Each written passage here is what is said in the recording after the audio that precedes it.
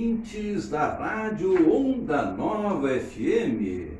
Estamos iniciando mais um programa Enigmas do Espaço.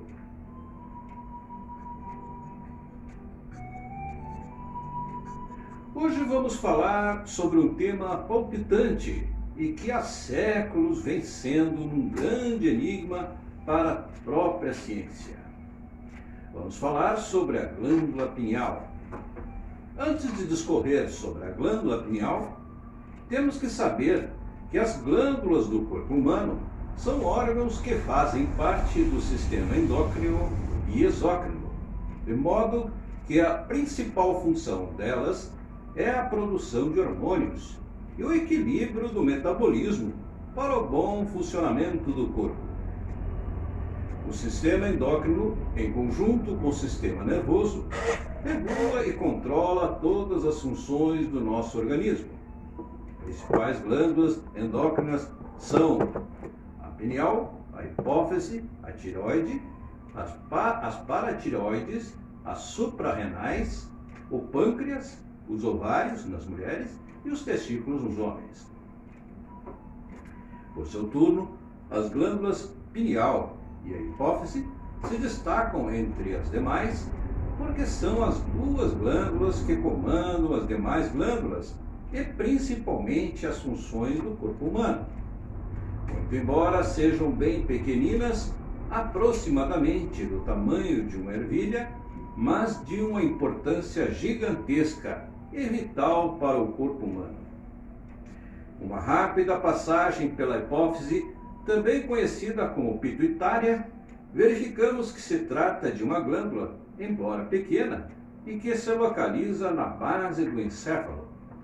E o encéfalo, por sua vez, é formado pelo cérebro, cerebelo e tronco encefálico, de onde se pode verificar sua grandiosa importância para o corpo humano, tanto que para muitos a classificam como a glândula mestra do corpo, até porque os hormônios por ela produzidos regulam o total funcionamento de outras glândulas. Em apertadíssima síntese, temos que a glândula pituitária ou hipófise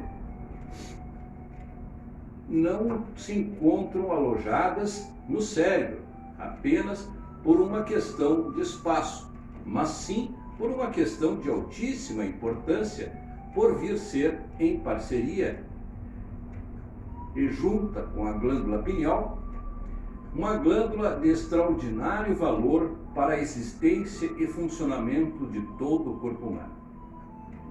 Ambas, inclusive, funcionam uma sincronia tão espetacular que para a ciência se transformou num processo complicado, a ponto da ciência médica encontrar dificuldade para explicar. Assim, amigos, se para a ciência médica já é complicado, imaginem para esse amigo de vocês, cuja formação acadêmica é de engenheiro agrônomo. Mas procurarei transmitir para os amigos o que absorvi sobre as glândulas, principalmente sobre a glândula pineal, nas leituras e estudos feitos no livro Universo em Desencanto. A primeira grande descoberta que fiz se resume a um fato extremamente curioso, posto que a glândula pituitária, também conhecida como hipófise, trabalha durante o dia, enquanto a glândula pineal, ou epífise, trabalha durante a noite, quando estamos dormindo.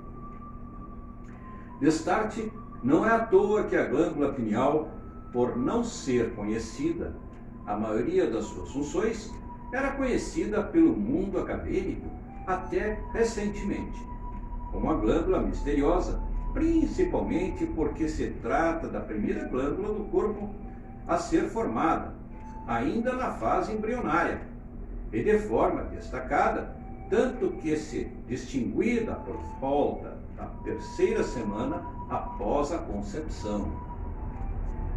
Esse mistério não é de agora, já demanda séculos, visto que por volta de 2000 anos passados, essa glândula pineal e o epífise foi cantada em prosa e verso como sendo a sede da alma.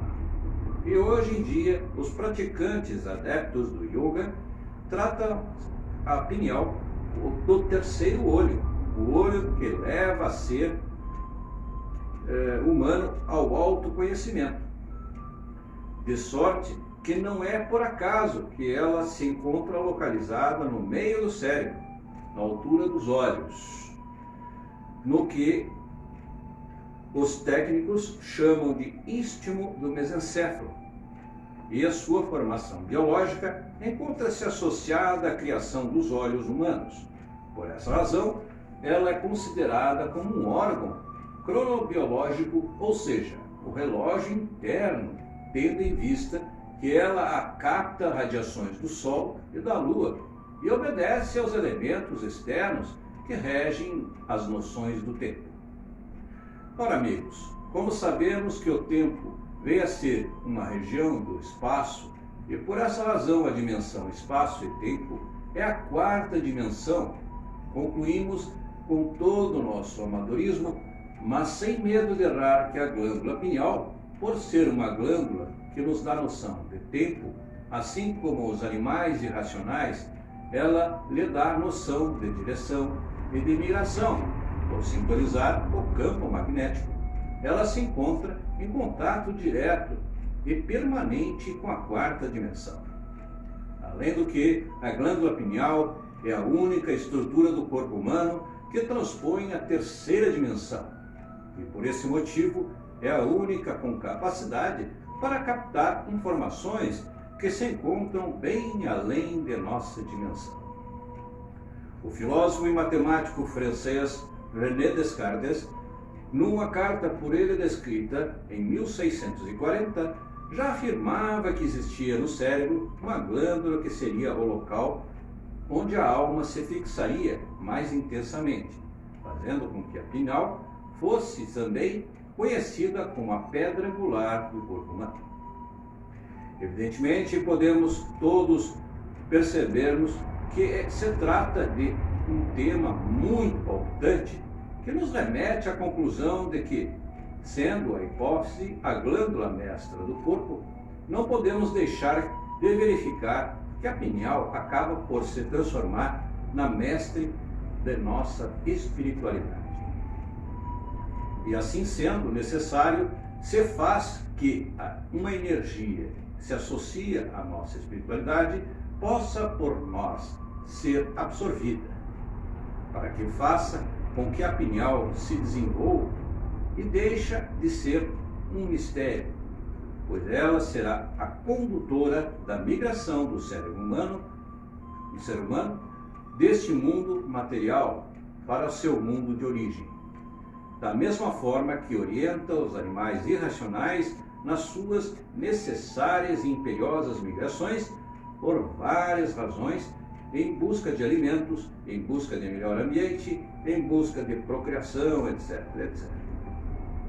Por essa razão, vou transmitir para os amigos uma publicação sobre a glândula pineal que encontrei nas redes sociais e entendi como bem explicativa sobre a glândula extraordinária, superior, o que se afigura até mesmo como encantadora. Por conseguinte, amigos, recomendo a todos que procurem estudar o livro Universo em Desencanto, pois nele encontram-se as mais profunda e incontestável revelação da forma de desenvolvimento e evolução da glândula pineal, assim como sua função transcendental e como esta evolução ocorre o objetivo final dessa evolução. Trata-se de um tema que automaticamente nos leva a nos lembrar ao cérebro humano. Nesse momento, verificamos que todos os seres humanos possuem a divina faculdade de pensar, e quem é que possui a faculdade de raciocinar? Os antigos afirmam que o cérebro vinha a ser o órgão do pensamento. E qual será o órgão do raciocínio? Se há diferença? Não vi ainda ninguém se referir e falar sobre o cérebro somente sobre o pensamento e raciocínio. O grande Aristóteles, que viveu em 334 a.C., 322 a.C., já unia cérebro e pensamento principalmente quando afirmava que a função do cérebro, se segundo ele, era adversário do coração, era de esfriar o corpo do animal pensante. Já o pai da medicina sábio, Hipócrates, que viveu no ano de 460 a.C. a 370 a.C., quando asseverava que o cérebro é a sede das sensações, o órgão dos movimentos e dos juízos, colocava presente na mesa da questão o pensamento, vez que ele são os juízos. Vê-se, pois, amigos, que o pensamento é efetivamente fruto do cérebro, e nele surge e se desenvolve e vive como o raciocínio, se não o sinônimo do pensamento, qual será o órgão responsável por sua existência e seu surgimento? Seria a glândula pineal. De início, não pode ser, vez que encontra-se sem função, e assim, sendo, não há como uma glândula sem função fazer viver e ser o órgão do raciocínio, faculdade diária e permanente de todo ser humano, desde quando nasce, além do que é uma glândula e não um órgão. Vejo com as vênias dos amigos que a resposta está no cérebro, mas qual será? Frise-se que ao buscar auxílio com o mestre René Descartes, que viveu do ano de 1596 a 1660, sobre especificamente a glândula pineal, verifiquei que, efetivamente, não. Isto porque Descartes prelecionava que a alma é indivisível, está unida ao corpo por inteiro, por meio de um órgão único e fisicamente pontual, a glândula pineal. E a alma indivisível, para René Descartes e os grandes pensadores da época, é a parte que não morre e nem é dividida no ser humano.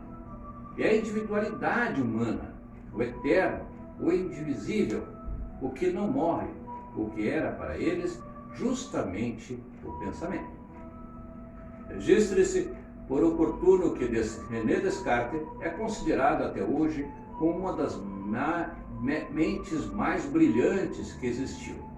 O autor, inclusive, de uma revelação extraordinária que até hoje é respeitada. Cogito ergo sum, ou seja, penso, logo existo. Por que Descartes não disse raciocínio, logo existo? E agora, amigos, o pensamento e o raciocínio são ou não a mesma coisa? Existe alguma relação diferenciada entre o cérebro e o raciocínio, como há entre o cérebro e o pensamento? Entendo que se precisa chegar ao entendimento comum, visto que não podemos passar vexames diante de expertos, que poderão até achar que somos ignorantes, que estamos divulgando bobagens, quando todos nós sabemos que o que divulgamos é a cultura bem mais elevada do que a deles. Mas eles têm milhares de anos de estudos e provas, razão pela qual são uníssonos em afirmar que é o sinônimo do outro. Sabemos que não, mas como provar? Então, meus amigos, estamos encerrando mais um programa Enigmas do Espaço. Espero que tenham absorvido, entendido este tema bastante palpitante sobre a glândula pineal, e vos aguardo vossas indagações onde quer que nós nos encontremos, né? E nos canais que sempre anuncio. Aqui é Marcelo de Figueiredo Ramos, @gmail.com, e no WhatsApp DDD 51996 14 10 41. Desejo-vos um ótimo final de semana e até a próxima, meus amigos. Forte abraço.